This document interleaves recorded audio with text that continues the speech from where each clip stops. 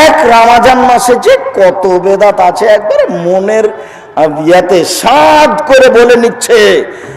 আর ইফতার সাহারির খাওয়ার 5 মিনিট আছে, আপনারা তাড়াতাড়ি সাহারি খান, মা বোনেরা আপনারা উঠুন।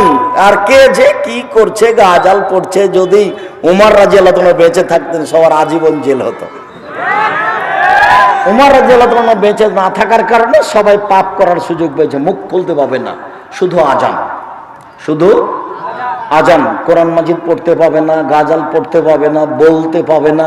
আপনি যে চিল্লাচিল্লি করছেন অত তো আর একজন যে তাহাজ্জুদ পড়ছে। আমি তো ইমামের সাথে তারাবি পড়ি না, আমি তো নিয়মিত তাহাজ্জুদই পড়ি, রাতে ওই একই সালাত, যেটা তাহাজ্জুদ সেটাই তারাবি। তা আপনি যে চিল্লাচিল্লি করছেন তা আমার সালাতের কি হবে? কে আপনাকে চিল্লাচিল্লির অনুমতি দিল? আপনার হুজুরও বেদাতি, আপনিও বেদাতি। পুরো রমজানটা বেদাত দিয়ে ঘিরে রেখেছেন। কিসের ইবাদত খামাখা? আপনার খাওয়ার না খাওয়া দুটাই সমান। আপনি ছিলেন রোজা, সিয়াম ছিলেন না। সিয়াম মানে বিরত থাকা, রোজা মানে উপবাস থাকা। 16 আনায় মিছে জীবনটা আপনার, 16 আনায় মিছে। বাবু ও মাঝি, চন্দ্র কেন বাড়ে কমে রে? আমি তো তা বলতে পারি না। দেখি মাঝি তোর জীবন 4 আনায় মিছে, দেখি মাঝি তোর জীবন 8 আনায় মিছে, দেখি মাঝি তোর জীবন 12 আনায় মিছে। বাতাস উঠেছে, নৌকা হিলে উঠেছে। মাঝি বাবু, কি মাঝি সাঁতার জানো বাবু? না রে মাঝি, না আমি তো সাঁতার জানি না। বাবু এখন দেখি তোমার জীবন 16 আনায় মিছে। চিল্লাচিল্লি করে রমজান মাস পালন করে জীবন 16 আনায় মিছে।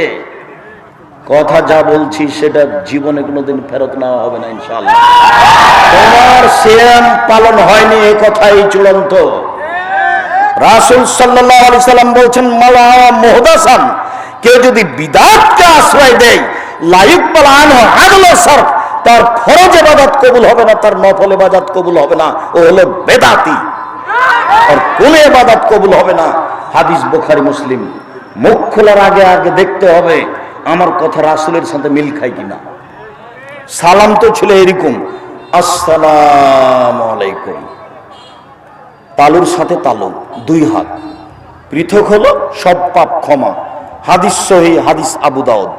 তা আপনি আসসালামু আলাইকুম, আরো পিছনে লেগেছে আর একটা, 1 2 3 বুকে, 4 এরকম, 5 এরকম, 6 পায়ে।